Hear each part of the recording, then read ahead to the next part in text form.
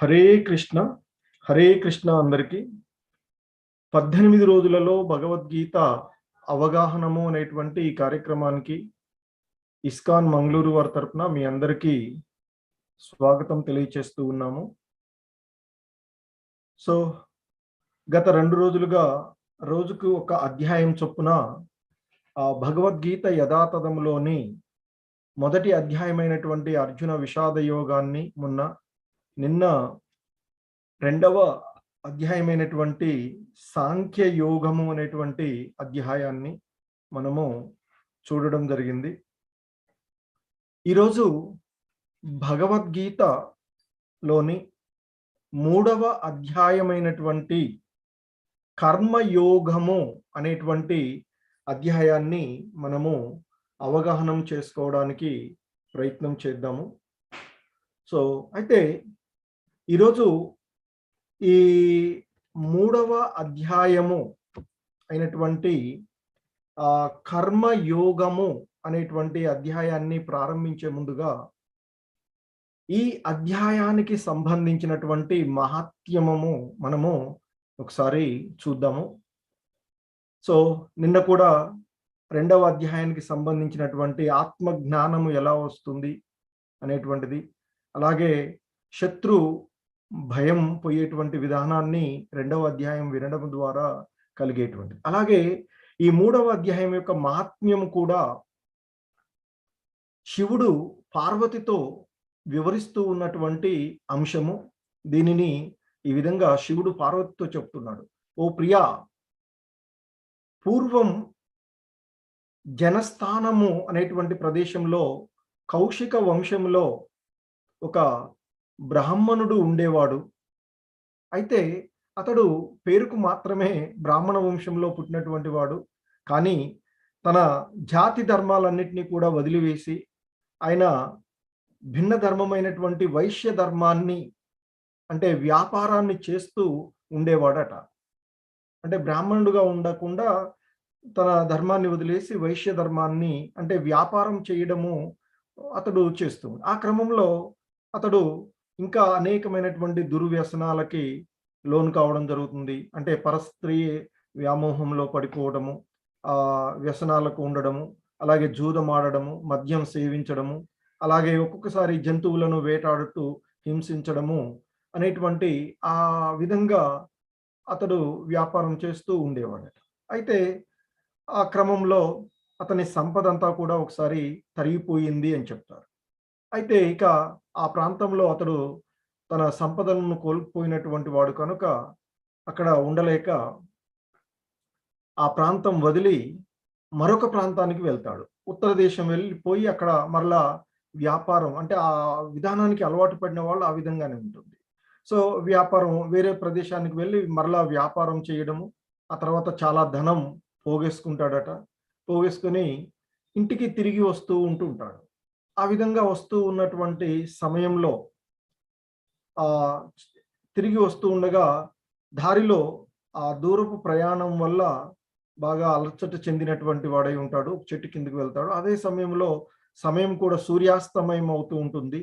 తర్వాత చిక్కని చీకటి అలుముకున్నటువంటి సమయం అవుతుంది. ఆ సమయంలో ఒక దొంగల ముఠ ఆయన్ని సమీపించి అతన్ని బాగా చితకబాది, అంటే చనిపోయేంత దాకా కొట్టేసి ఆ ధనమంతా కూడా దోసుకొని పోతారు.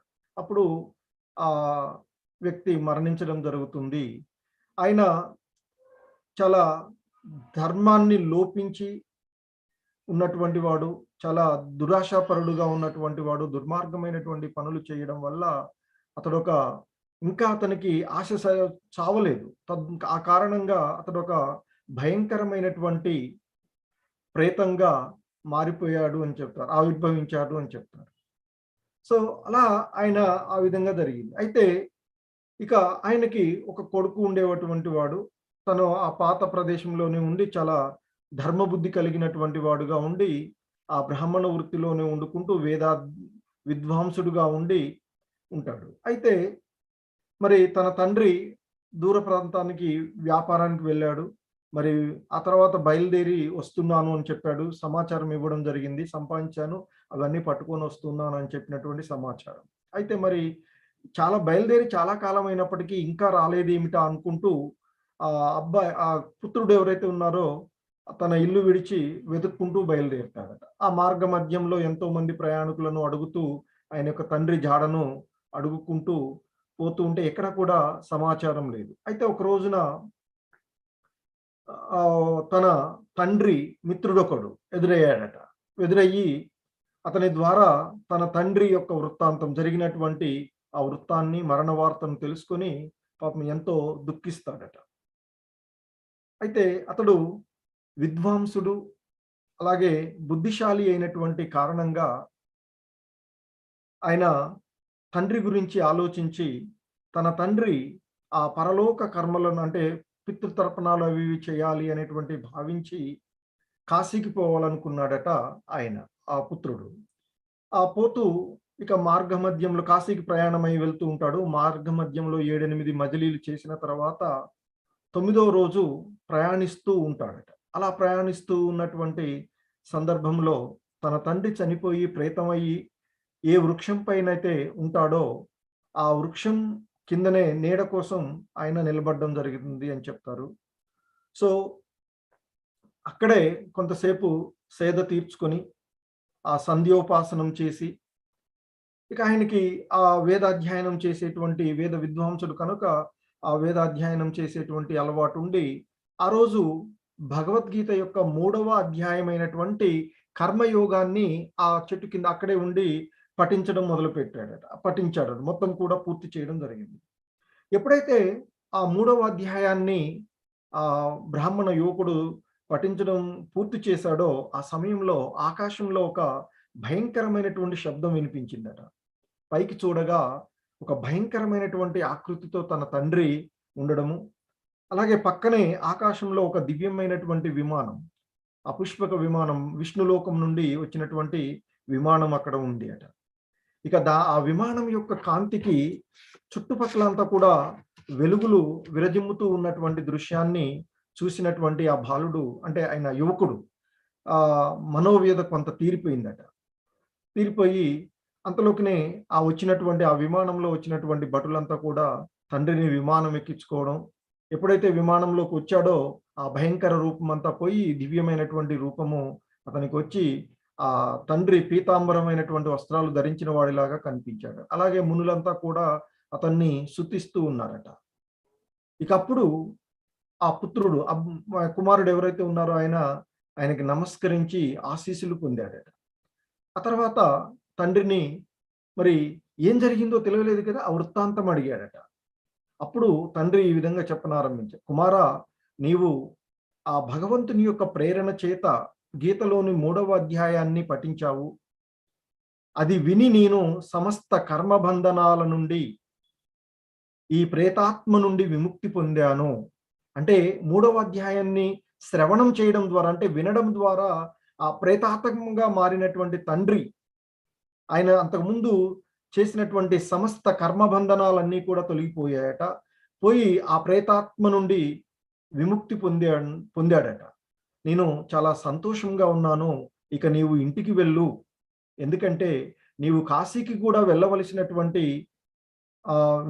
కాశీకి వెళ్ళదలసినటువంటి ప్రయోజనం కూడా ఈ సమయంలో ఇక్కడే నీవు ఈ 3వ అధ్యాయాన్ని భగవద్గీత 3వ అధ్యాయాన్ని పఠనం చేయడం వల్ల లభించింది అని తండ్రి అన్నాడట.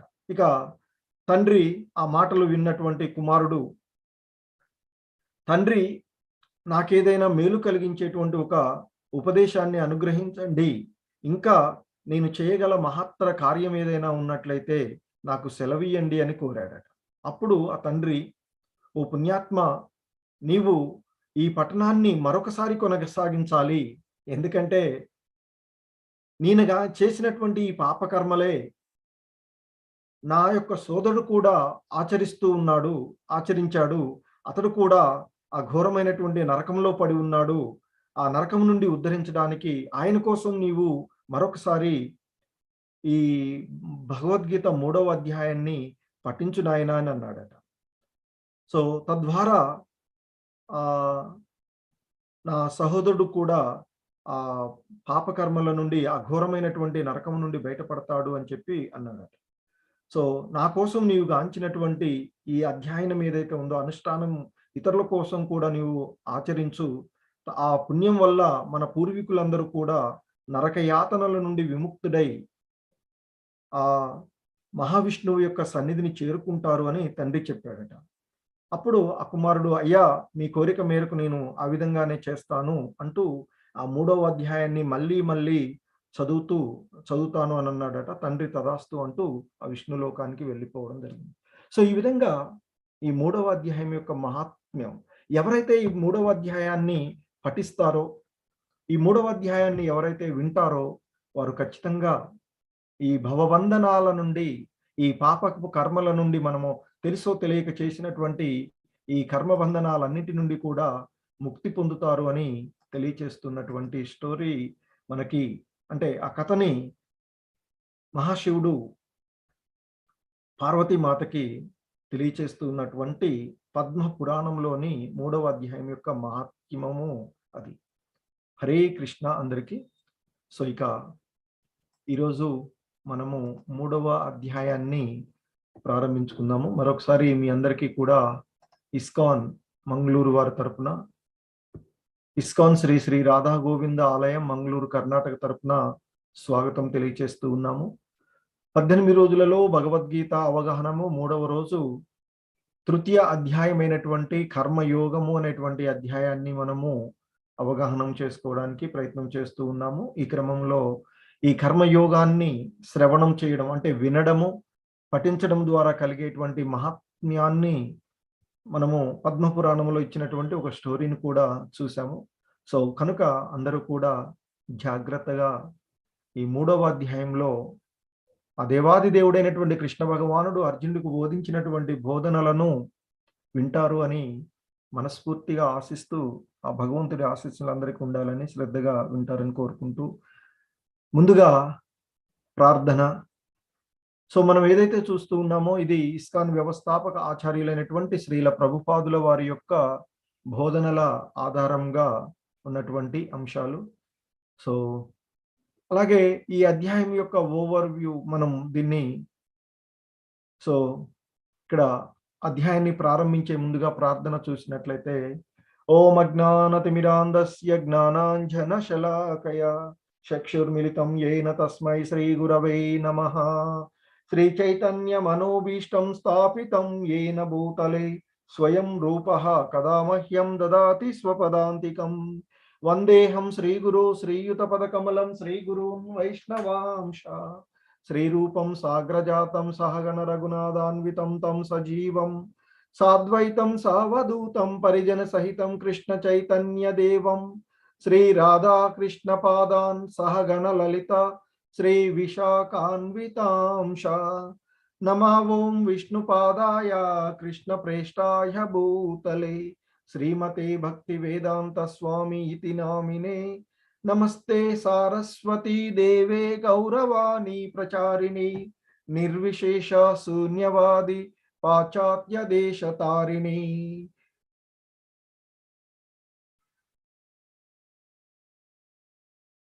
हे कृष्णा करुणा सिंधो दीन बंधो जगत्पते गोपेश गोपिका कांत राधा कांत नमोस्तुते. तप्त कांचन गौरांगी राधे वृंदावनेश्वरी वृषभानुसुते देवी प्रणमामि हरिप्रिये. वाञ्छाकल्पतरुभ्यश्च कृपा सिन्धुभ्य एव च पतितानां पावनेभ्यो वैष्णवेभ्यो नमो नमः. जय श्री कृष्ण चैतन्य प्रभु नित्यानंद श्री अद्वैत गदाधर श्रीवासादि गौर भक्त वृंद. हरे कृष्णा कृष्ण कृष्ण हरे हरे हरे राम राम राम हरे हरे. हरे कृष्ण.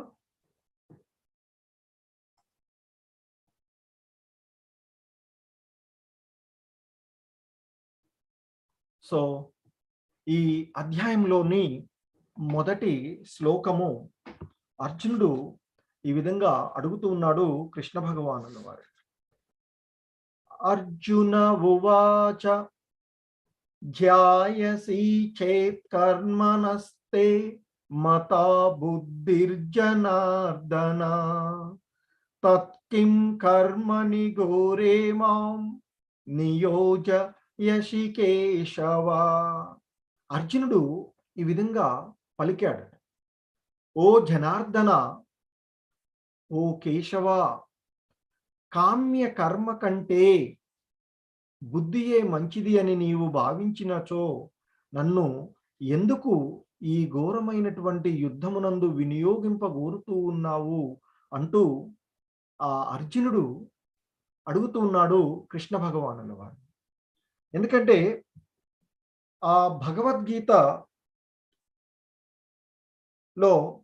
ఆ 2వ అధ్యాయం, నిన్న చూసినటువంటి ఆ 2వ అధ్యాయమైనటువంటి సాంఖ్య యోగమునందు భగవంతుడు అర్జునుడికి ఆ దుఃఖ సాగరం నుండి ఉద్ధరించాలి అనేటువంటి భావనతో ఆ సాంఖ్య యోగాన్ని, బుద్ధి యోగాన్ని, అలాగే బుద్ధి ద్వారా ఇంద్రియాల నిగ్రహం చేసుకోవడము, అలాగే ఫలాపేక్ష రహితమైనటువంటి కర్మ, అలాగే సాధకుని స్థితి వంటి భిన్నమైనటువంటి మార్గాలను ఆ అధ్యాయంలో వివరించడం జరిగింది. అవన్నీ విన్న తర్వాత అర్జునుడికి కొంత అస్పష్టత లభించింది. సో అయితే ఆయన ఆ అర్జునుడు భావించినటువంటి అంశం ఏంటంటే, ఇక్కడ ఆ కామ్య కర్మల కంటే బుద్ధియే, అంటే ఆ భక్తి యోగమే మంచిదని నీవు భావించినట్లయితే మరి ఎందుకయ్యా నన్ను ఆ ఘోరమైనటువంటి యుద్ధమునందు వినియోగించగోరుతూ ఉన్నావు? ఎందుకంటే ఆ బుద్ధి యోగము, బుద్ధి ద్వారా ఇంద్రియాల నిగ్రహము, భక్తి మార్గాన్ని ఆయన 2వ అధ్యాయంలో వివరించడం జరిగింది. అవన్నీ విన్న తర్వాత అర్జునుడు అనుకుంటున్నాడు, అంటే ఆ బుద్ధి యోగము అంటే, ఆ భక్తి అంటే అన్ని పనులను త్యజించి ఏకాంతంలో ఆ భగవంతుని ధ్యాస చేసుకుంటూ ఉండడం అనేటువంటి ఒక భావనలాగా అనిపించేసి ఆయన అడుగుతున్నాడు. కామ్యకర్మల కంటే బుద్ధియే మంచిదని భావించుకున్నట్లయితే మరి ఎందుకు నన్ను ఈ ఘోరమైనటువంటి యుద్ధమునందు వినియోగింపగోరుతున్నావు కృష్ణ అంటూ అర్జునుడు ఆ భగవంతుణ్ణి అడగడం జరిగింది. సో ఎందుకంటే ఇక్కడ సాధారణంగా కామ్య కర్మలను మనము ఆచరిస్తూ పోయినట్లయితే ఆ కర్మ ఫలాలను మనము ఆశించకుండా పనిచేస్తూ పోయినట్లయితే మనము దేనికి అర్హులమో ఆ అర్హత ఉన్నటువంటి ఫలాలని ఆ భగవంతుడే మనకి అందిస్తాడు అనేటువంటిది మనము ఈ అధ్యాయంలో నేర్చుకునేటువంటి అంశాలు. సో అయితే ఇక ఎప్పుడైతే అర్జునుడు ఆ విధంగా అడిగాడో దానికి ఆ కృష్ణ భగవానుడు సమాధానం చెప్తూ ఉన్నారు. శ్రీ భగవానువాచ లోకేస్మిన్ ద్వివిధా నిష్ట పురా ప్రోక్త మయా నఘ జ్ఞానయోగేన సాంఖ్యానాం కర్మయోగేన యోగినాం. ఆ కృష్ణ భగవానుడు అర్జునుడితో చెప్తూ ఉన్నాడు, ఓ పాపరహితుడవైన అర్జునా, ఆత్మానుభూతిని ప్రయత్నించేటువంటి మానవులు 2 రకాలు అని ఇంతకు ముందే నేను చెప్పి ఉన్నాను. అంటే 2వ అధ్యాయము 39వ శ్లోకంలో ఆ భగవంతుడు ఆ 2 రకాలైనటువంటి పద్ధతులు, అంటే సాంఖ్య యోగాన్ని, కర్మయోగాన్ని, అంటే బుద్ధి యోగాన్ని ఆయన వివరించడం జరిగింది. ఆ వివరించినటువంటి విషయాన్ని చెప్పి ఉంటుంది. అందులో ఒకరేమో ఈ దానిని, అంటే ఆత్మ జ్ఞానాన్ని జ్ఞానముతో కూడినటువంటి తాత్విక కల్పనల ద్వారా పొందడానికి ప్రయత్నం చేస్తే, మరొకరేమో అదే ఆత్మతత్వాన్ని భక్తి యోగము ద్వారా అర్థం చేసుకోవడానికి ప్రయత్నం చేస్తారు. అంటే ఆత్మానుభూతి పొందడానికి ఒకళ్ళేమో తాత్వికమైనటువంటి కల్పనల ద్వారా ఆత్మతత్వాన్ని అనుభూతి చెందడానికి ప్రయత్నం చేయగా, మరికొందరేమో ఆ భక్తి మార్గాన్ని ఆచరిస్తూ భక్తి యోగాన్ని పాటిస్తూ ఆ ఆత్మానుభూతి పొందడానికి ప్రయత్నం చేస్తారు. ఈ విధంగా 2 రకాల వాళ్ళు ఉన్నారు. అంటే కర్మ యోగ, బుద్ధి యోగం ద్వారా, అలాగే సాంఖ్య యోగం ద్వారా, అంటే తాత్వికమైనటువంటి కల్పనల ఆ జ్ఞానము ద్వారా ఈ ఆత్మానుభూతిని పొందడానికి ప్రయత్నం చేస్తారు. ఆ విధంగా 2 రకాలు జనులు ఉన్నారు అని నేను చెప్పాను కదా. వారిలో ఒకరేమో ఈ ఆత్మానుభూతిని జ్ఞానంతో కూడినటువంటి తాత్విక కల్పనల ద్వారా పొందడానికి ప్రయత్నం చేస్తే, మరొకరేమో దానిని భక్తి యోగము ద్వారా, భక్తి మార్గము ద్వారా, కర్మ యోగము ద్వారా దాన్ని ఆచరించడానికి ప్రయత్నం చేస్తూ ఉంటారు అంటూ చెప్తున్నారు. సో ఇంకా ఆయన చెప్తున్నాడు, న కర్మ నామ నారంభాత్ నైష్కర్మ్యం పురుషోష్ణుతే నచ సన్యాస నాదేవ సిద్ధిం సమధిగచ్చతి. ఇంకా ఆయన చెప్తున్నారు, కేవలము కర్మలు చేయనంత మాత్రాన మనిషి కర్మబంధనాలకు దూరంగా ఉండలేడు. అదేవిధంగా కేవలం కర్మ సన్యాసము ద్వారా కూడా పూర్ణత్వము లభించదు అర్జున. అర్జునుడు ఇక్కడ సరిగా అవగాహన చేసుకోలేనటువంటి అస్పష్టతతో ఉన్నాడు కనుక దాన్ని ఇక్కడ క్లియర్ చేస్తున్నాడు ఆ భగవంతుడు. అలాగే వారి సొంత భావనలతో వివిధ భాష్యాలు చెప్పకుండా ఉండడానికి అర్జునుడు అడగడము, దానికి ఆ భగవంతుడు ద్వారానే ఈ సరైనటువంటి అవగాహనను మనం పొందడానికి ఇక్కడ జరుగుతూ ఉన్నటువంటి సందర్భం ఇది. సో అందుకే ఆ భగవంతుడు చెప్తున్నాడు, కేవలం కర్మలు చేయనంత మాత్రాన మనిషి కర్మబంధనాలకు దూరంగా ఉండలేడు. అదేవిధంగా ఆ కేవలము కర్మ సన్యాసము ద్వారా మాత్రమే పరిపూర్ణత కూడా జీవుడికి లభించదు అర్జున అంటూ చెప్తున్నాడు. ఇంకా చెప్తున్నారు ఆయన, నహి కచ్చిత్ క్షణమపి జాతు తిష్టత్య కర్మ కృతు కార్యతే వ్యవశ కర్మ సర్వం ప్రకృతి జైర్గుణై. సో ఇంకా ఆయన చెప్తున్నారు, ప్రతి ఒక్కడు ప్రకృతి గుణాల ప్రభావాలకు లోనై అవశుడై కర్మలు చేస్తూనే ఉంటాడు. కర్మలు చేయకుండా ఏ ఒక్కడు ఒక్క క్షణము కూడా ఉండలేడు. అంటే ఇక్కడ ఆ భగవంతుడు చెప్పేటువంటి అంశాల్లో అంటే ఇక్కడ సర్వదా చురుకుగా ఉండడము అనేటువంటిది ఆత్మ స్వభావమే కానీ ఆ దేహం యొక్క లక్షణము కాదు అనేటువంటిది ఇక్కడ తెలుసుకోవలసినటువంటిది. అలాగే ఆత్మ లేనిదే భౌతిక దేహము కదలనే కదలదు. అలాగే కేవలము ఒక చలనం లేని వాహనం వంటి ఈ దేహం ద్వారా అంటే దేహము సర్వదా చురుకైనది, క్షణమైన ఆగనది అయినట్టి ఆత్మ చేత మాత్రమే పనిచేస్తూ ఉంది. అంటే ఆత్మ ఈ చైతన్యం ఈ దేహంలో ఉన్నప్పుడు మాత్రమే అది పనిచేస్తుంది అని చెప్తున్నారు. అలాగే అటువంటి మనము ఆ కృష్ణ భక్తి భావనలోనే దీనిని తప్పక ఉపయోగించుకోవాలని చెప్తున్నారు. సో కనుక ఈ ప్రకృతి త్రిగుణాలైనటువంటి సత్వ రజో తమో గుణాలకు లోనై ఇక ఆ జీవుడు ఈ కర్మలను చేస్తూనే ఉంటూ ఉన్నాడు. కర్మలు చేయకుండా ఏ ఒక్కరూ ఒక క్షణము కూడా ఉండలేరు. తన దేహాన్ని పోషించుకోవడానికైనా ఈ కర్మలను ఆచరిస్తూనే ఉండాలి అని చెప్తున్నారు. అలాగే ఆ కర్మ సన్యాసము అనేటువంటి అంశం వచ్చింది కనుక ఇక మరి ఆ సన్యాసములో ఉండేటువంటి వారు ఏ విధంగా ఉంటారు, కపట సన్యాసము అనేటువంటి అంశాన్ని ఈ శ్లోకంలో మనకైనా తెలియచేస్తున్నారు. కర్మేంద్రియాని సంయమ్య య ఆస్తే మనసా స్మరన్ ఇంద్రియార్థాన్ విమూఢాత్మ మిథ్యాచార సవుచ్యతే. సో ఇంకా చెప్తున్నారు ఆయన, కర్మేంద్రియములను అదుపులో ఉంచినా మనసులో మాత్రం ఇంద్రియ విషయములపైనే ఆలోచన చేస్తూ ఉండేవాడు తనను తానే మోసం చేసుకునే మిథ్యా ఆచారి అనబడతాడు అర్జున అంటూ చెప్తున్నారు. ఎందుకంటే కొంతమంది ఇక్కడ మనకి చూస్తూ ఉంటే ఆ కృష్ణ భక్తి భావనలో పనిచేయడానికి నిరాకరించిన నిజానికి ఇంద్రియ భోగం గురించే మనసులో ఆలోచిస్తూ ఆ ధ్యాన దర్శనం చేసేటువంటి కపటులు చాలా మంది ఉన్నారు అని శ్రీల ప్రభుపాదుల వారు భాష్యంలో తెలియచేస్తూ ఉన్నారు. ఎందుకంటే బయటకు మాత్రం అన్ని త్యజించిన వాడిలాగా ఒక సాధువులాగా అన్ని వదిలివేసిన వారిలాగా కనిపిస్తూ ఉంటుంటారు. కానీ మనసులో ఆ ఇంద్రియ విషయాలపైన మమకారాన్ని వాళ్ళు వదులుకోలేకుండా ఉంటారు.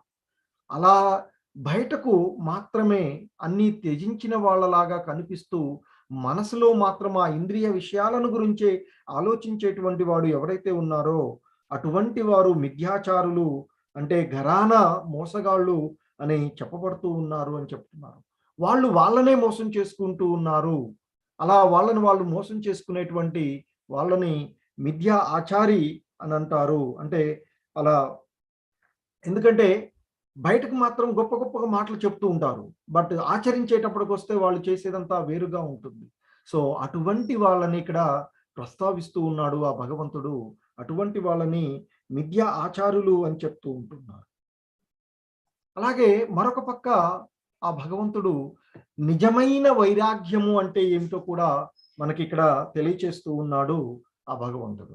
యస్త్వింద్రియాని మనసా నియమ్యారభతే అర్జున కర్మేంద్రియై కర్మయోగం అసక్త సవిశిష్యతే.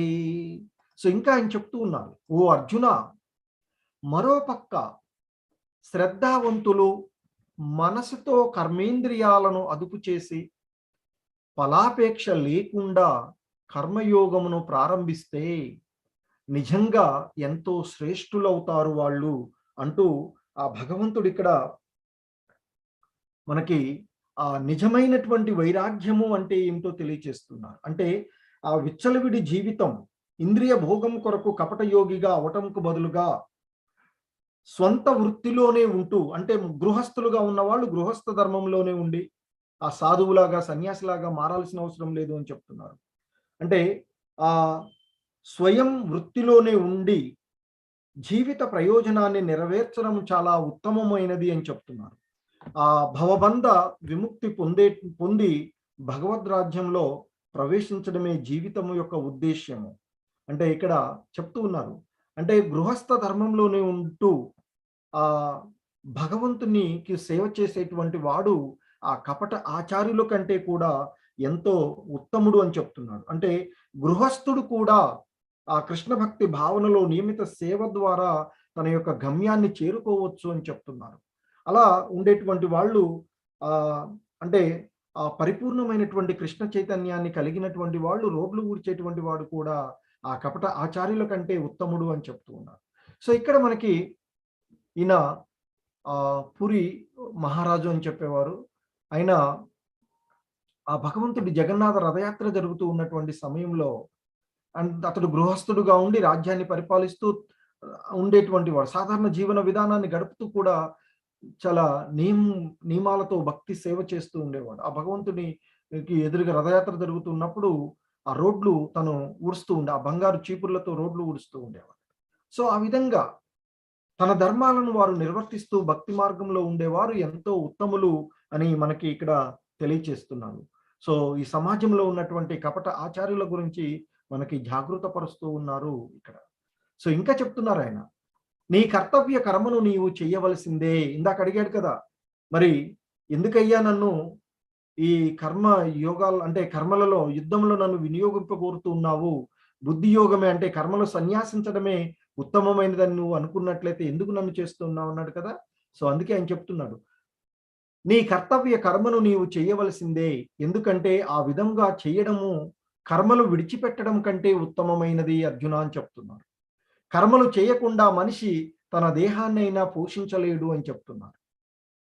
సో కాబట్టి ప్రతి జీవుడు తన యొక్క కర్తవ్య కర్మలను, తన యొక్క విద్యుక్త ధర్మాలను ఖచ్చితంగా నెరవేర్చవలసిందే అని చెప్తున్నారు. అంతేకాని భక్తి పని చెప్తూ లేదా ఇంకొకటి చెప్పి ఆ పనులను వదిలివేయవద్దు అని చెప్తున్నారు. సో కాబట్టి కర్మలను చేయకుండా ఏ జీవి కూడా తన దేహాన్నైనా పోషించుకోలేదు అని చెప్తూ ఉన్నారు. సో ఇంకా ఆయన చెప్తున్నారు, మరి ఆ చేసేటువంటి కర్మలు ఏ విధంగా చేయాలో అనేటువంటిది ఇక్కడ మనకి ఆ భగవంతుడు తెలియచేస్తూ ఉన్నటువంటి అంశం. యజ్ఞార్థాత్ కర్మాణ్యోన్యత్ర లోకోయం కర్మ బంధనః తదర్థం కర్మ కౌంతేయ ముక్త సంగ సమాచర. ఇంకా ఆయన చెప్తూ ఉన్నారు, ఓ అర్జున, విష్ణువు కొరకు యజ్ఞ రూపంలో చేసే కర్మను చెయ్యాలి. లేనిచో ఈ భౌతిక జగత్తులో కర్మ బంధకారమవుతుంది.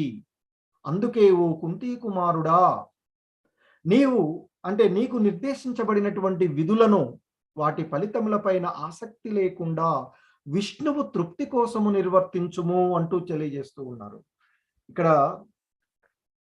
సో సాధారణంగా మనిషి అనేటువంటి వాడు తన దేహ పోషణకైనా కర్మ చేయవలసి ఉంటుంది అని చెప్పడం జరిగింది. అలాగే ఆ ఉద్దేశంతో మనకి మన వర్ణానికి మన గుణానికి సంబంధించి విద్యుక్త ధర్మాలు ఉన్నాయని, ఆ ధర్మాలను మనం తప్పక ఆచరించవలసిందే అని చెప్తున్నారు. అలాగే యజ్ఞం అంటే విష్ణు భగవానుడు లేదా యాగ కర్మలు అని చెప్తారు. సమస్త యజ్ఞాలకు కూడా ఆ విష్ణు అంటే సమస్త యజ్ఞాలు కూడా విష్ణు భగవానుని యొక్క ప్రీతి కొరకే ఉద్దేశించబడినయి అని చెప్తారు. అందుకే మనకి యజ్ఞో వై విష్ణువు అని చెప్తూ ఉంటారు. కాబట్టి ఈ యజ్ఞాలన్నీ కూడా విష్ణువు కొరకే చేయబడినవి అని చెప్తారు. సో కాబట్టి ఆ భగవంతుడు ఆ విష్ణువు కొరకే యజ్ఞ రూపంలో చేసేటువంటి కర్మను చెయ్యాలి అని చెప్తున్నారు. అంటే ఇక్కడ మన కర్మలను మనం సక్రమంగా ఆచరిస్తే అదే యజ్ఞం అవుతుంది. సో అందుకే ఇక్కడ చెప్తున్నారాయన. విష్ణువు కొరకు యజ్ఞ రూపములో చేసే కర్మను చెయ్యాలి. యజ్ఞార్థాత్ నోన్యత్ర లోకోయం కర్మబంధనః. అలా లేకపోయినట్లయితే ఆ కర్మలన్నీ కూడా ఈ లోకంలో బంధకారం అవుతాయి అని చెప్తున్నారు. అందువలన ఓ కుంతీ కుమారుడా, నీకు నిర్దేశించబడినటువంటి కర్మలు ఏవైతే అంటే క్షత్రియుడిగా అర్జునుడికి నిర్దేశించబడిందేంది? యుద్ధం చెయ్యాలి. సో కనుకనే నీకు నీ నిర్దేశితమైనటువంటి విధులను వాటి యొక్క ఫలితాలపై ఆసక్తి లేకుండా అంటే ఈ యుద్ధం చేస్తే మేము గెలుస్తామా? లేకపోతే వాళ్ళు గెలుస్తారా? అనేటువంటి భావన నీకు అవసరం లేదు. ఈ యుద్ధం చేస్తుంటే ఎవరు చనిపోతారు? లేకపోతే ఎవడు పాపకర్మలకు అవుతుందనేది భావన నీకు అవసరం లేదు. నీ ధర్మం యుద్ధం చేయడం. నువ్వు యుద్ధాన్ని ఆచరించు. సో అలా ఫలాసక్తి లేకుండా ఆ భగవంతుని తృప్తి కోసం, ఆ భగవంతుని కొరకు నీ ధర్మాన్ని నీవు నిర్వర్తించినట్లయితే నీకు ఎటువంటి భవబంధనాలు ఉండవు. కాబట్టి ప్రతి కర్మలను కూడా, ప్రతి పని కూడా ఆ భగవత్ సంబంధంలోనే చెయ్యాలి అని చెప్తూ ఉంటున్నారు. ఇంకా ఆయన చెప్తూ ఉన్నారు. సహ యజ్ఞ ప్రజా సృష్ట్వా పురోవాచ ప్రజాపతిః అనేన ప్రసవిష్యధ్వం ఏష వోష్ట్విష్ట కామధుక్. ఇంకా ఆయన చెప్తూ ఉన్నారు. సృష్టి ఆరంభములో జీవులకు ప్రభు అయినటువంటి అంటే సర్వజీవులకు ప్రభు అయినటువంటి ఆ భగవానుడు మానవులను, దేవతలను అలాగే ఆ విష్ణుపరమైనటువంటి విష్ణు ప్రీత్యర్థమైనటువంటి యజ్ఞాలతో సహా ఈ సృష్టించి ఆ తర్వాత ఈ యజ్ఞముల చేత మీరు సుఖులు కండి అంటే ఈ యజ్ఞముల చేత మీరు సంపన్నులు కండు.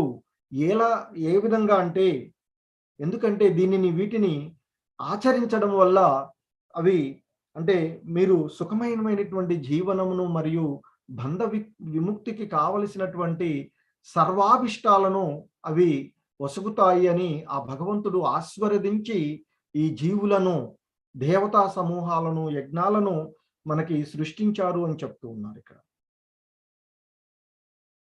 అంటే ఆ జీవులందరికీ కూడా ప్రభువు అయినటువంటి ఆ విష్ణువు ద్వారా జరిగినటువంటి భౌతిక సృష్టి ఆ భగవద్ధామాన్ని చేరుకోవడానికే ఉన్నది అనేటువంటి అంశాన్ని ఈ శ్లోకంలో మనకి తెలియచేస్తూ ఉన్నటువంటి అంశం. సో ఇంకా ఆయన చెప్తున్నారు. యజ్ఞ శిష్టాసిన సంతో ముచ్యంతే సర్వకిల్బిషై భుంజతే తే త్వఘం పాప ఏ పచంత్యాత్మ కారణాత్. సో ఇంకా ఆయన చెప్తూ ఉన్నారు ఇక్కడ. మరి మనము మొదట యజ్ఞంలో నివేదించిన ఆహారముని భుజించేటువంటి భగవంతుని భక్తులు అన్ని పాపముల నుండి విముక్తి పొందుతారు అంటూ చెప్తున్నారు. అలాగే ఆ వ్యక్తిగత అవసరాల కోసం ఆహారాన్ని ఎవరైతే తయారు చేసుకుంటారో అలా తయారు చేసుకునేటువంటి ఇతరులు ఎవరైతే ఉన్నారో నిజానికి వారు ఆ పాపాన్ని భుజిస్తూ ఉన్నారు అని చెప్తున్నారు. అంటే ఇక్కడ ఆ భగవద్భక్తులు, భగవంతుని యొక్క భక్తులు అంటే కృష్ణ భక్తి భావనలో ఉన్నటువంటి మనుషులు సాధారణంగా ఆ భగవంతునికి సమర్పించినటువంటి ఆ భగవంతునికి నైవేద్యంగా సమర్పించినటువంటి ఆ ప్రసాదం ఆ భగవంతునికి నైవేద్యాన్ని సమర్పిస్తే అది ప్రసాదం అవుతుంది, మహాప్రసాదం అవుతుంది. ఆ ప్రసాదాన్ని మనం తీసుకునేటువంటి భక్తులు ఎవరైతే ఉన్నారో వారందరూ కూడా ఈ భవబంధనాలు, ఈ పాపాలన్నిటి నుండి కూడా వారు బయటపడవేయబడతారు అని చెప్తున్నారు. అంటే మనం ఏది చేసినా భగవంతుని యొక్క ప్రీత్యర్థం చేయాలి. మనం తయారు చేసుకునేటువంటి ఆహార పదార్థాలను కూడా భగవంతుని కోసం తయారు చేసి ఆ రుచికరమైనటువంటి వాటిని మనం తీసుకోవచ్చు.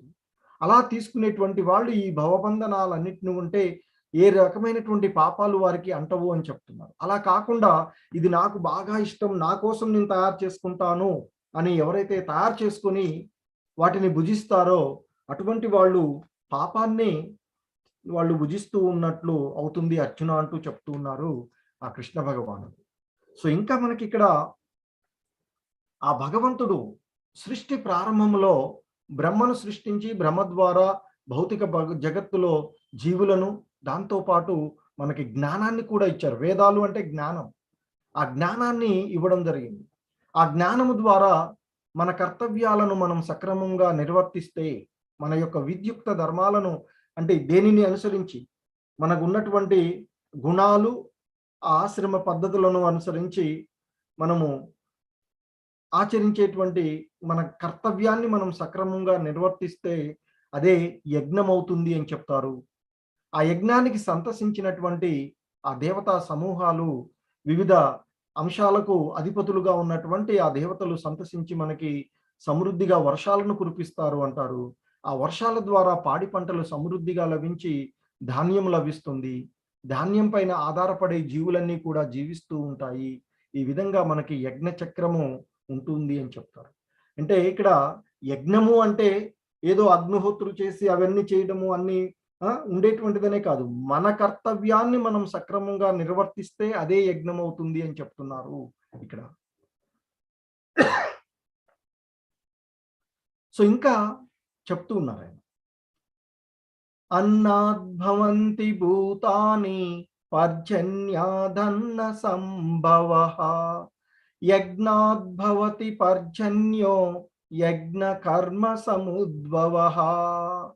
సో ఇంకా ఆయన చెప్తూ ఉన్నారు, జీవులన్నీ ధాన్యంపై ఆధారపడి జీవిస్తాయి. మరి ధాన్యమేమో వర్షం వల్ల ఉత్పన్నమవుతుంది. యజ్ఞ ఆచరణ మూలంగా వర్షం కురుస్తుంది. యజ్ఞము విద్యుక్త కర్తవ్యముల నుండి సంభవిస్తూ ఉన్నది అంటూ ఆ భగవంతుడు ఇక్కడ చెప్తూ ఉన్నటువంటి అంశం. అంటే జీవులన్నీ కూడా ధాన్యంపైనే ఆధారపడి జీవిస్తాయి అని. ధాన్యమేమో ఎలా వస్తుంది మనకంటే వర్షం ద్వారా వస్తుంది. మరి వర్షం ఎలా కురుస్తుంది అంటే మన యొక్క కర్తవ్యాలను మనం సక్రమంగా నిర్వర్తించడం ద్వారా వర్షం కురుస్తుంది అని చెప్తున్నారు. సో ఆ విధంగా యజ్ఞము విద్యుక్త కర్తవ్యముల నుండి సంభవిస్తుంది అని చెప్తున్నారు. సో ఇంకా ఆయన చెప్తున్నారు, ఏవం ప్రవర్తితం చక్రం నానువర్తయతిహాయః అఘాయురింద్రియారామో మోఘం పార్థ సజీవతి. ఇంకా ఆయన చెప్తున్నారు, ఓ అర్జున, ఈ విధంగా వేదాల చేత నిర్ణయించబడిన యజ్ఞ చక్రమును జీవితంలో అనుసరించని వాడు నిక్కముగా పాప జీవనమే గడుపుతాడు. కేవలము ఇంద్రియ ప్రీతికే జీవిస్తూ ఉన్న అట్టివాడు వ్యర్థంగా జన్మను గడుపుతాడు అంటూ ఆ భగవంతుడు జీవుడి యొక్క గమ్యాన్ని, లక్ష్యాన్ని ఇక్కడ మనకి సూచిస్తూ ఉన్నారు. సో ఇంకా ఆయన చెప్తూ ఉన్నారు, యస్త్వాత్మరతిరేవ స్యాద్ ఆత్మతృప్తచ్చ మానవః ఆత్మన్యేవ చ సంతుష్టః తస్య కార్యం న విద్యతే. ఇంకా చెప్తున్నారు ఆయన, కానీ ఆత్మానుభూతితో కూడిన జీవితంతో ఆత్మలోనే ఆనందమును పొందుతూ పరిపూర్ణ జ్ఞానముతో సంతృప్తి, సంతోషము పొందేవాడికి చేయవలసిన కర్మ ఏది ఉండదు అర్జున అంటూ చెప్తూ ఉన్నారు. సో ఇంకా చెప్తున్నారు ఆయన, యద్ యదాచరతి శ్రేష్టః తత్తదేవేతరో జనః సయత్ ప్రమాణం కురుతే లోకస్తద్ అనువర్తతే. ఇంకా ఆయన చెప్తున్నారు, గొప్ప వ్యక్తి ఏ పని చేస్తే సామాన్య జనులు దానిని అనుసరిస్తారు. ఉత్తమ కర్మల ద్వారా అతను నెలకొల్పినటువంటి ప్రమాణాన్ని ప్రపంచము అంతా అనుసరిస్తూ ఉంది అర్జున అంటూ చెప్తూ ఉన్నారు. సో ఎందుకంటే ఇక్కడ ఈ ఆచరణాత్మక నడవడి మనకి బోధించేటువంటి నాయకుడు జనసామాన్యానికి ఎల్లప్పుడూ కూడా అవసరం అని చెప్తూ ఉంటుంటారు. ఎందుకంటే అటువంటి మహాత్ములు వారు అనుభవపూర్వకంగా పొందినటువంటి విషయాలనే మనకి తెలియచేస్తారు. మరి అటువంటి వాళ్ళు నెలకొల్పినటువంటి ప్రమాణాలు ఏవైతే ఉన్నాయో వాటినే ఈ జనులందరూ కూడా ఆచరిస్తూ ఉంటుంటారు. సో ఇప్పటికి కూడా మనం అనుకుంటూ ఉంటాం త్రేతాయుగంలో వచ్చినటువంటి శ్రీరామచంద్రుడు లాగా ఉండాలి. సో కాబట్టి మహాత్ములు ఎవరైతే ఉన్నారో అలాగే కొంత అలాగే మనకి ఈ మార్గంలో చైతన్య మహాప్రభువుల వారు బోధించినటువంటి కృష్ణ చైతన్య మార్గాన్ని. సో కాబట్టి గొప్పమైనటువంటి మహాత్ములు ఆ గొప్ప జనులు ఏవైతే వారు ఆచరించి మనకి ఇచ్చారో వాటినే ఈ సాధారణమైనటువంటి జనులందరూ కూడా ఆచరిస్తూ ఉంటుంటారు అని చెప్తున్నారు. సో దానినే సామాన్య జనము అనుసరిస్తూ ఉంటుంది అని చెప్తూ ఉంటుంటారు. అయితే ఇక్కడ మరి అటువంటి నాయకులు చాలా అప్రమత్తంగా ఉండాలి అని చెప్తూ ఉంటారు. ఎందుకంటే లీడర్ అనేటువంటి వాడు ఇక్కడ చూద్దాం మనం. సో ఆయన ఏం చేస్తున్నాడు, ఒక లీడర్ అనుకుందాం. ఈ లీడరు ఇక్కడ ఏం మాట్లాడుతున్నాడు, ప్లీజ్ డోంట్ స్మోక్ అంటున్నాడు. చెప్పేది ఒకటి చెప్తున్నాడు, స్మోక్ చేయకండి అని చెప్తున్నాడు. కానీ తానేం చేస్తున్నాడు, తానే స్మోక్ చేస్తూ ఉన్నాడు. సో కాబట్టి సాధారణులుగా ఉండేటువంటి వాళ్ళు దాన్ని ఫాలోవర్స్ ఎవరైతే ఉన్నారో వాళ్ళు ఏమంటున్నారు ఇక్కడ చూస్తే, we will do what you do, నువ్వేం చేస్తున్నావో దాన్నే మేము చేస్తాం అంటే, but not what you say. ఎందుకంటే ఆయన చెప్పేది ఒకటి చేసేది ఒకటి. కాబట్టి వాళ్ళు ఏదైతే చేసి ఆచరిస్తారో దాన్నే మనమంతా పాటిస్తూ ఉంటుంటాము. సో కనుక మనము అంటే ఈ సమాజంలో నాయకులుగా ఉన్నటువంటి వారు అంటే ఇక్కడ మనం తల్లిదండ్రులుగా ఉన్నటువంటి వాళ్ళం పిల్లలకి మనము చెప్పేదాన్ని మనం ఆచరించాలి. అప్పుడు మాత్రమే మన పిల్లలు కూడా దాన్ని ఆచరించగలుగుతారు, పాటించగలుగుతారు. మనం అలా కాకుండా మనం ఒకటి చెప్తూ ఉదాహరణకి ఏదో ఉద్యోగస్తుడు ఉన్నాడు, లంచాలు తీసుకుంటూ తీసుకోవద్దు అన్నాడు అనుకోండి, పిల్లలకి అది నచ్చదు. లేదా ఇంట్లో పిల్లలు స్మోక్ చేయొద్దు అని చెప్పు తాను స్మోక్ చేస్తున్నాడు అనుకోండి, వినరు. సో ఆ విధంగా మనము ఎవరమైతే ఉన్నామో తల్లిదండ్రులైనా లేదా సమాజంలో ఉండేటువంటి టీచర్స్ అయినా ఇంకెవరైనా ఒక లీడర్స్గా ఉండేటువంటి వాళ్ళు ఆచరించగలిగే వాటిని చెప్పాలి అని చెప్తారు. అప్పుడు మాత్రమే మిగిలిన వాళ్ళు పాటిస్తూ ఉంటారు. సో మనకి ఈ సమాజంలో సహజమైనటువంటి నాయకులుగా ఉన్నటువంటి వాళ్ళు చాలా జాగ్రత్తగా వ్యవహరిస్తారు అని చెప్తారు. ఎందుకంటే ఈ సమాజంలో సహజమైనటువంటి నాయకులు మొదటిగా ఇంతకుముందు చెప్పినట్లుగా తల్లిదండ్రులు. ఎందుకంటే తల్లిదండ్రులే పిల్లలకి మార్గదర్శకులుగా ఉంటారు. తల్లిదండ్రులు సక్రమంగా ఉంటే పిల్లలు కూడా సాధారణంగా వారిని చూసి సక్రమమైనటువంటి మార్గంలోనే నడుస్తూ ఉంటుంటారు. ఆ తర్వాత రెండవ రకమైనటువంటి సహజ నాయకులు ఉపాధ్యాయులు. సో ఉపాధ్యాయుల ద్వారానే పిల్లలు సక్రమమైనటువంటి మార్గాలలోకి ఉండగలుగుతారు. సో కనుక అటువంటి ఉపాధ్యాయులు కూడా సక్రమంగానే ఉండాలి. సో చైతన్య మహాప్రభు చెప్తారు, ఒక ఉపాధ్యాయుడు అనేటువంటి వాడు తాను ఏది బోధించదలుచుకున్నాడో దాన్ని ముందుగా పూర్తిగా అవగాహన చేసుకుని ముందుగా దాన్నంతా నేర్చుకునే విద్యార్థులకు చెప్పాలి అని చెప్తారు. సో ఆ విధంగా ఉండాలి. అలాగే ఇక ఈ సమాజాన్ని నడిపించేటువంటి దేశ నాయకులు, ఇప్పుడున్నటువంటి ఈ పరిస్థితులలో దేశ నాయకులను గురించి మనము చాలా తక్కువగా మాట్లాడుకోవడమే ఉత్తమమైనటువంటి. సో అలాగే ఈ ఆధ్యాత్మిక విధానంలో కూడా మనము ఒక ప్రామాణికమైనటువంటి గురువుని ఎంచుకోవాలి అని చెప్తారు. శ్రీల ప్రభుపాదుల వంటి విశ్వసనీయమైనటువంటి భక్తులను లేదా వేదాలలో సూచించబడినటువంటి మనకి ప్రామాణికాలు వేదాలు అని చెప్తారు. వాటిలో సూచించబడినటువంటి వారిని మనము ఆధ్యాత్మికగా గురువులుగా స్వీకరించాలి అని చెప్తారు. సో ఇంకా ఆయన చెప్తూ ఉన్నారు ఇక్కడ, హరే కృష్ణ.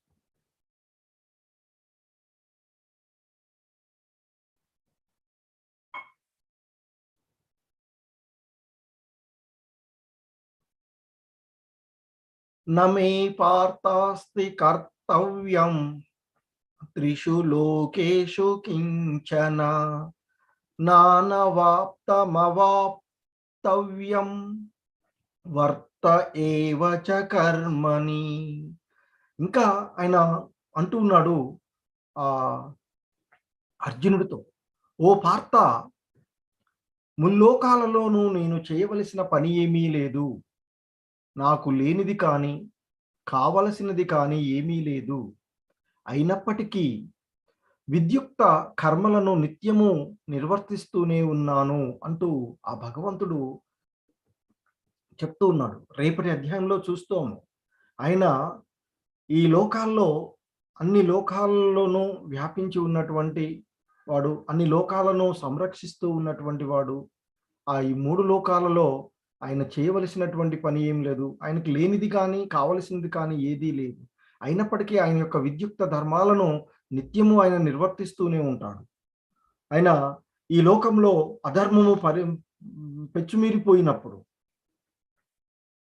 అలాగే సాధువులకు ఇబ్బంది కలుగుతూ ఉన్నప్పుడు ఆయన అవతారాలు తీసుకోవడం జరుగుతూ ఉంటుంది. త్రేతాయుగంలో అంతకుముందు సత్యయుగంలో నరసింహ అవతారం గాని, వరాహ అవతారము, కూర్మ అవతారము, వివిధ రకాలైనటువంటి అవతారాలు తీసుకోవడం.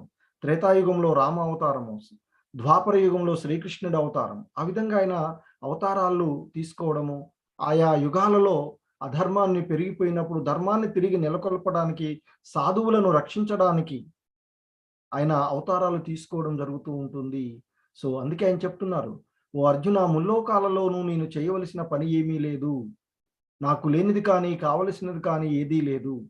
అయినా నా విద్యుక్త ధర్మాలను నేను తప్పక నెరవేరుస్తూనే ఉన్నాను అర్జున" అంటూ ఆయన చెప్తూ ఉన్నారు. కాబట్టి ప్రతి వాళ్ళు వారి వారి యొక్క విద్యుక్త ధర్మాలను సక్రమంగా నిర్వర్తించాలి అనేటువంటిది మనకు భగవద్గీత బోధిస్తూ ఉన్నటువంటి అంశం. మన జీవన విధానంని బోధిస్తూ ఉన్నటువంటిది.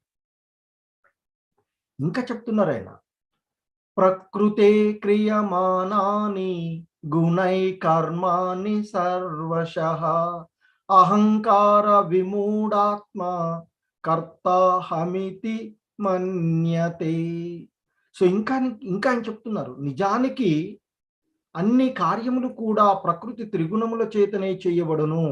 ఆ ప్రకృతి గుణాలైనటువంటి 3 గుణాలైనటువంటి సత్వ, రజో, తమో గుణాలు అనేటువంటివి ఈ జీవులను ఒక బొమ్మల్లాగా ఆడిస్తూ ఉన్నాయి అని చెప్తున్నారు. సో, ఆ గుణాల ద్వారానే చేయబడుతూ ఉన్నాయి. కానీ జీవాత్మ మిథ్యా అహంకారంతో కర్మలను తానే చేస్తూ ఉన్నానని తలపోస్తూ ఉన్నాడు అర్జున అంటూ చెప్తూ ఉన్నారు. సో, ఇంకా ఆయన చెప్తూ ఉన్నారు, "శ్రేయాన్ స్వధర్మో విగుణః పరధర్మాత్ స్వనిష్టతాత్ స్వధర్మే నిధనం శ్రేయః పరధర్మో భయావహః." సో, ఇంకా ఆయన ఇక్కడ చెప్తూ ఉన్నారు, పరధర్మమును చక్కగా నిర్వహించుట కంటేనో గుణరహితమైనను స్వధర్మను ఆచరించుట ఉత్తమము. పరధర్మాచరణ హానికరమగుట చేత దానిని పాటించడము కంటేను స్వధర్మాచరణ నందు నాశనమును పొందుట ఉత్తమమైనది అర్జున అంటూ మన యొక్క స్వధర్మాలను మనము, అంటే ఇక్కడ వేరొకరి ధర్మాలను పరిపూర్ణంగా నిర్వహించటం కంటే దోషంతోనైనా స్వధర్మాలను నెరవేర్చడమే ఉత్తమము అని చెప్తూ ఉన్నారు. ఇతరుల ధర్మాలను నెలకొనడం కంటే స్వధర్మ నిర్వహణలో నాశనమే మంచిది అని చెప్తున్నారు. ఎందుకంటే ఇతరుల మార్గమును అనుసరించటం అనేటువంటిది ప్రమాదకరమైనది అర్జున అంటూ చెప్తున్నారు. కాబట్టి మనిషి తన యొక్క గుణాలను అనుసరించి తన ధర్మాలను తాను నిర్వర్తించాలి అని చెప్తూ ఉన్నారు. సో, ఆ విధంగా అర్జునుడికి కృష్ణ భగవానుడు ఆయన అడిగినటువంటి, అంటే కర్మ వదిలేసి కర్మ యోగాన్ని, అంటే బుద్ధి యోగం, భక్తి యోగమే ఉత్తమమైనది కదా అంటే, దానికి ఆయన మన యొక్క కర్తవ్యాన్ని సక్రమంగా నిర్వర్తించాలి అని చెప్తూ ఇక్కడ దాకా ఆయన ఆ విధంగా తెలియచేసినటువంటి అంశం. సో, ఆ విధంగా ఆ భగవంతుడు కర్మలను ఆచరించడం గురించి, వాటిని ఆచరించవలసినటువంటి ఆవశ్యకతలను గురించి తెలియచేసిన తర్వాత అర్జునుడు మరలా అడుగుతూ ఉన్నాడు తనకు కలిగిన సందేహాన్ని. అర్జున ఉవాచ అతకేన ప్రయుక్తోయం పాపం చరతి పూరుషః అనిచ్చన్నపి వార్ష్ణేయ బలాదివ నియోజితః. అర్జునుడు అంటూ ఉన్నాడు, "ఓ వృష్ణివంశీయుడా", అంటే కృష్ణుడు వృష్ణి వంశంలో పుట్టినటువంటి వాడు కనుక, ఆ యదువంశం, ఆ వృష్ణి వంశీయుడు కనుక ఆయన్ని ఈ విధంగా సంబోధిస్తూ ఉన్నాడు. ఓ వృష్ణివంశీయుడా, ఇష్టం లేకపోయినా మానవుడు దేని బలవంతం వల్ల పాపాలు చేస్తూ ఉన్నాడు అంటూ అడుగుతున్నాడు. ఎందుకంటే కర్మలు ఆచరించమన్నావు కరెక్టే. మరి కొన్నిసార్లు మనం చేసేది తప్పు అని తెలిసినా ఆ కర్మలను ఆచరిస్తూనే ఉంటుంటారు. ఎందుకు మరి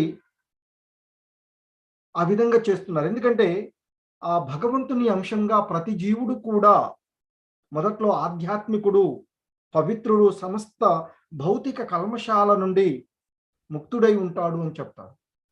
అందుకే చిన్న పిల్లల్లో అందరూ కూడా మన దేవుడితో సమానం అంట. అంటే ఆ వచ్చినటువంటి వాళ్ళు ఇలాంటి కపటాలు ఏవి ఉండవు. కానీ కాలక్రమంలో ఈ భౌతిక సాంగత్వంలో, ఈ ప్రకృతి సాంగత్వంలో ఆ గుణాల ప్రభావం చేత అతడు మలినం అవుతున్నాడు అని చెప్తున్నారు. సో, అందుకే ఇక్కడ ఆయన అడుగుతున్నాడు. ఓ వృష్ణి వంశ అంటే వంశీయుడా, ఇష్టం లేకపోయినా ఎందుకు బలవంతంగా ఎవరో బలవంతం చేసినట్లుగా ఈ జీవుడు పాపాలను చేస్తూ ఉన్నాడు అంటాడు. అందుకే ఇక్కడ ఈ కురుక్షేత్రంలో కూడా దుర్యోధుడిని, ఓ దుర్యోధన, నీవు చేస్తుంది ఎందుకు ఇలాంటి చేస్తున్నావంటే, అవి తప్పు అని తెలుసు కానీ నాకు అవే చెయ్యాలి అనిపిస్తుంది, అందుకే నేను అలా చేస్తూ ఉన్నాను అంటాడట. సో ఇక్కడ అడుగుతున్నాడు అర్జునుడు, మరి ఈ విధంగా మనం పతనం అవడానికి కారణము ముఖ్యమైన వాటిలో చూసినట్లయితే కామము, అసూయ మరియు దురాశ అనేటువంటి ఇవి ముఖ్యంగా మనము మన గమ్యాన్ని వదిలివేసి attachments, pride, false ego, ignorance, అలాగే ఎన్వి అంటే అసూయ, కామం, కోరికలు, అలాగే దురాశ, వీటి ప్రభావం చేతే మనిషి పతనమవుతూ ఉన్నాడు అని చెప్తున్నారు. సో ఇక దానికి మరలా భగవంతుడు సమాధానం ఇస్తున్నాడు. ఎందుకంటే కృష్ణుడు జగద్గురువు, ఉత్తమమైనటువంటి గురువు ఆయన. సో అర్జునుడు అడిగిన దానికి మరలా ఆయన సమాధానం ఇస్తూ ఉన్నాడు ఆ భగవంతుడు. శ్రీ భగవానువాచ కామయేష క్రోధయేష రజోగుణ సముద్భవః మహాశనో మహాపాప్మ విద్యేనమిహ వైరిణం. ఆ భగవంతుడు సమాధానం ఇస్తూ ఉన్నాడు అర్జునుడితో. ఓ అర్జున, అది కేవలము కామమే, అంటే కోరికలు, విపరీతమైనటువంటి కోరికల వలనే ఇలా జరుగుతుంది. మరి ఈ కోరికలు రజోగుణం వల్ల కలిగి తర్వాత అవి క్రోధంగా పరిణమిస్తుంది. ఇదే ఈ ప్రపంచాన్ని కబలించేటువంటి పాపమయ శత్రువు అర్జున అని చెప్తున్నారు. అంటే మనిషి పతనం కావడానికి కారణము కేవలము కోరికలు అని చెప్తున్నారు. ఈ కోరికలు అనేవి రజోగుణం వల్ల వస్తాయి. అంటే ప్రకృతి త్రిగుణాలలో సత్వ, రజో, తమో గుణాలు అనే గుణాలు ఉంటాయి.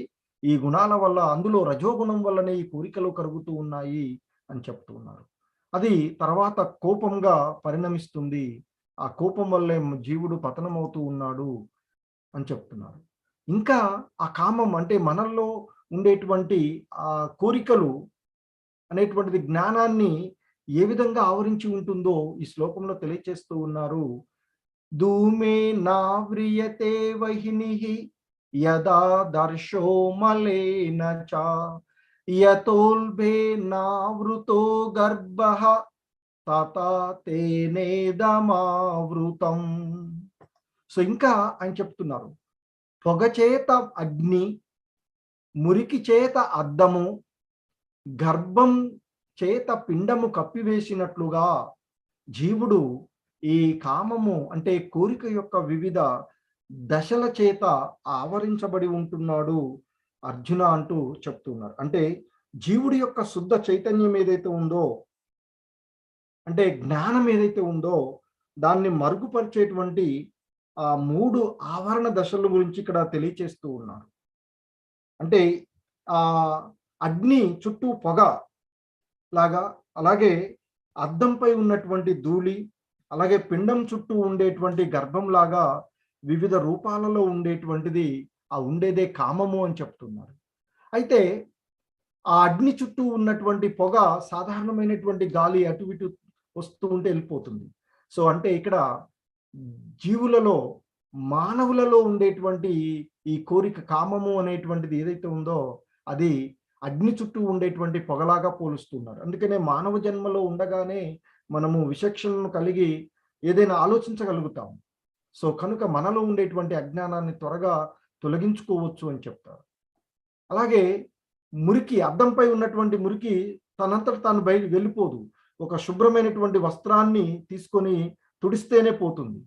అంతేగాని అగ్ని చుట్టూ ఉన్నటువంటి పొగలాగా బయటికి వెళ్ళిపోదది. సో కాబట్టి ఆ జంతువులలో ఉండేటువంటి కామం ఏదైతే ఉందో అది జంతు జీవనంతో పోల్చుతూ ఉన్నారు. అలాగే ఇంకా గర్భం చేత పిండము కప్పవేయబడినట్లు, అంటే గర్భం చుట్టూ, ఆ పిండం చుట్టూ గర్భం ఎలాగైతే ఉంటుందో, అంటే ఇక ఇది చాలా విపరీతమైనటువంటి కోరికలకి అలాంటి వాళ్ళు వృక్షాలుగా పుడతారు అని చెప్తారు. సో వాళ్ళు అవి ఇంకా చాలా ఎక్కువగా ఆవృతమై ఉంటుంది ఈ కామ కోరికలు అనేటువంటి. సో ఈ విధంగా 3 వర్ణాలతో పోల్చడం జరిగింది. సో ఇంకా చెప్తున్నారు ఆయన, ఇంద్రియాని మనోబుద్ధి రస్యాధిష్టానముచ్యతే ఏతైర్విమోహాయ త్వేష జ్ఞానమావృత్య దేహినం. ఇంకా ఆయన చెప్తున్నారు, ఈ కామానికి ఇంద్రియాలు, మనస్సు, బుద్ధి ఆశ్రయాలని చెప్తారు అర్జున అని చెప్తున్నారు. అది వీటి ద్వారా జ్ఞానాన్ని ఆవరించి దేహదారులకు మోహాన్ని కలగజేస్తుంది అర్జున అంటూ చెప్తున్నారు. అంటే కామం, మనలో ఉండేటువంటి కోరికలు కలగడానికి ముఖ్యమైనవి ఈ ఇంద్రియాలు, పంచేంద్రియాలు, అలాగే మనస్సు, బుద్ధి. ఇవి ఆ కామానికి అంటే కోరికలకు ఆశ్రయాలని చెప్తున్నారు. వీటి ద్వారానే ఆ జ్ఞానాన్ని ఆవరించి దేహదారులకు మోహాన్ని కలగజేస్తూ ఉంది అంటూ తెలియచేస్తున్నారు. సో సాధారణంగా మనకు ఈ దేహము అనేటువంటి రథం తీసుకున్నట్లయితే, ఈ రథంలో ఆ రథానికి కట్టబడినటువంటి గుర్రాలు ఏవైతే ఉన్నాయో అవి మన ఈ దేహంలో ఉన్నట్టు దేహంలో ఇంద్రియాలు అని చెప్తారు. కన్ను, ముక్కు, చెవి, నాలుక, చర్మం, ఇవి పంచేంద్రియాలు. ఈ ఇంద్రియాలు ఇవి కామం యొక్క స్థానాలు అని చెప్పబడుతున్నారు. అంటే ఈ ఇంద్రియాలు మనస్సు అనేటువంటి కళ్యము ద్వారా ఇంద్రియాలను మన ఆధీనంలో ఉంచుకోవాలి. అది బుద్ధి ఇక్కడ. అంటే ఇక్కడ ఈ రథంకి దేహము ఈ రథం అయినట్లయితే ఆ దేహానికి అంటే ఈ రథానికి కట్టబడినటువంటి ఇంద్రియాలు, గుర్రాలు ఏవైతే ఉన్నాయో అవి ఇంద్రియాలు. ఆ గుర్రాలకు కట్టేటువంటి కళ్యాలు ఏవైతే ఉన్నాయో అది మనస్సు. ఆ కళ్యాలను తన ఆధీనంలో ఉంచుకున్నది బుద్ధి. సో అప్పుడు అంటే ఇక్కడ ఇంద్రియాలు సక్రమంగా పనిచేస్తే, అంటే గుర్రాలు సక్రమంగా నడిచినప్పుడు, అంటే మనస్సు అనేటువంటి కళ్యాల ద్వారా గుర్రాలను సక్రమంగా మనము బుద్ధి ద్వారా మన ఆధీనంలో ఉంచుకోగలిగినట్లయితే ఈ రథము సక్రమంగా ప్రయాణిస్తుంది. ఆ రథంలో ఉన్నటువంటి ఆత్మ తన గమ్యాన్ని చేరుకోగలుగుతాడు. అంటే ఆ భగవంతుని యొక్క ధామాన్ని చేరుకోగలుగుతాడు. అలా కాకుండా మనస్సు అనేటువంటి కళ్యాలు సక్రమంగా పనిచేయకుండా గుర్రాలను మన ఆధీనంలో ఉంచుకోలేదనుకోండి, ఇంద్రియాలు మన ఆధీనంలో లేకపోతే గుర్రం తలా ఒకవైపు ప్రయాణిస్తుంది అనుకోండి, అప్పుడు ఆ రథము గమ్యస్థానాన్ని చేరుకోలేదు. అంటే బుద్ధి సక్రమంగా పనిచేయదు. తద్వారా ఆ దేహంలో ఉన్నటువంటి జీవాత్మ తన గమ్యాన్ని చేరుకోలేదు అని చెప్తున్నారు. ఇంకా చెప్తున్నారు, తస్మాత్ త్వమింద్రియాణ్యాదౌ నియమ్య భరతర్షభ పాప్మానం ప్రజాహిహేనం జ్ఞాన విజ్ఞాన నాశనం. ఓ భరతవంశ శ్రేష్ఠుడా అర్జున, అందువల్ల మొట్టమొదట ఇంద్రియాలను నీ చెప్పు చేతుల్లో ఉంచుకొని జ్ఞాన విజ్ఞానాలను నాశనం చేసే కామం అనే పాపిని పారద్రోలాలి అని చెప్తున్నారు. సో కాబట్టి అర్జునుడికి బోధిస్తున్నాడు కృష్ణ భగవానుడు, మొట్టమొదట ఇంద్రియాలను మన ఆధీనంలో ఉంచుకోవాలని చెప్తున్నారు. అలా ఇంద్రియాలను మన ఆధీనంలో ఉంచుకుని జ్ఞాన విజ్ఞానాలను నాశనం చేసేటువంటి ఆ కామము అనేటువంటి పాపిని పారద్రోలాలి అర్జున అంటూ చెప్తున్నారు. సో ఇంకా ఆయన ఇక్కడ మనకి తెలియచేస్తూ ఉన్నారు, కర్మేంద్రియములు స్థూల శరీరము కన్నా ఉన్నతమైనవి. మనస్సు ఇంద్రియముల కన్నా ఉన్నతమైనది. మనసు కన్నా ఉన్నతమైనది బుద్ధి. మరియు బుద్ధి కన్నా ఉన్నతమైనది ఆత్మ. సో అత్యున్నత స్థానంలో ఉండేటువంటిది ఆత్మ అని చెప్తున్నారు. ఇంద్రియ భోగ వస్తువులు కంటే ఉన్నతమైనవి ఇంద్రియాలు. ఇంద్రియాల కంటే మనసు ఉన్నతమైనది. మనసు కంటే బుద్ధి ఉన్నతమైనది. బుద్ధి కంటే ఆత్మ ఉన్నతమైనదిగా ఇక్కడ చెప్పబడేటువంటి అంశం. సో ఇంకా చెప్తున్నారు, ఏవం బుద్ధే పరం బుద్ధ్వా సంస్థభ్యాత్మనమాత్మన జహి శత్రుం మహాబాహో కామరూపం దురాసదం. ఇంకా ఆయన చెప్తున్నారు, ఓ మహాబాహువులు గల వాడా అర్జున, ఇలా బుద్ధి కంటే ఆత్మ గొప్పదని గుర్తించి బుద్ధితోనే మనసును నిలకడగా చేసుకుని కామరూపంలో ఉన్న బలీయమైన శత్రువుని సంహరింపు అంటూ చెప్తూ ఉన్నారు ఆ భగవంతుడు. మరి ఆ కామరూపంలో ఉన్నటువంటి శత్రువుని ఎక్కడ కనుక్కోవాలి, మనం ఎలా ఓడించాలి, ఆ శత్రువును జయించు అంటున్నారు కదా, శత్రువును సంహరించు అంటున్నారు. మరి ఆ శత్రువుని ఎలా సంహరించాలి అనేది చూసినట్లయితే, ఎలా ఓడించాలి అని చూస్తే, ఆ శత్రువుకు స్థానాలు మనకు ఆల్రెడీ చూసాము. కామము నివాస స్థానాలు ఇంద్రియాలు, మనసు, బుద్ధి. మరి ఆ కామాన్ని నియంత్రించడం అనేది ఆత్మజ్ఞానము, ఆధ్యాత్మిక బుద్ధి, ఆధ్యాత్మిక బలం ద్వారా మనకు అది సాధ్యమవుతుంది అని చెప్తారు. సో ఇంద్రియాలను మన ఆధీనంలో ఉంచుకోవాలి. దానికి మనము నియమితమైనటువంటి పద్ధతులను పాటించడం ద్వారా ఇంద్రియాలు మన ఆధీనంలోకి వస్తాయి. అలాగే మనస్సు మన ఆధీనంలో ఉండాలంటే ఆ భగవంతుని యొక్క నామజపం చేయాలి. అదే హరే కృష్ణ కృష్ణ కృష్ణ హరే హరే, హరే రామ రామ రామ హరే హరే అంటూ ఆ భగవంతుని నామాన్ని జపించడము. అలాగే బుద్ధి, ఆధ్యాత్మికమైనటువంటి బుద్ధి, ఆధ్యాత్మికమైనటువంటి జ్ఞానము, ఆధ్యాత్మిక బలము మనకు రావాలంటే భగవద్గీత, భాగవతం వంటి మహోత్తరమైనటువంటి గ్రంథాలను మనము పఠించాలి లేదా వినాలి అని చెప్తారు. సో మనము ఈరోజు జీవిత పాఠం నేర్చుకోవలసినటువంటిది, ఇంద్రియాలను నియంత్రించడము ద్వారా కామాన్ని జయించండి అని చెప్తున్నారు. మనసును హరినామ జపం చేయడంలో మరియు భగవద్గీతను చదవడంలో నిమగ్నం చెయ్యాలి. తద్వారా జీవుడు సుఖమైనటువంటి జీవన విధానాన్ని పొందుతారు అంటూ తెలియచేస్తూ ఉన్నారు. హరే కృష్ణ. సో ఎవరికైనా ఏవైనా సందేహాలు ఉన్నట్లయితే హ్యాండ్స్ రైజ్ చేయండి.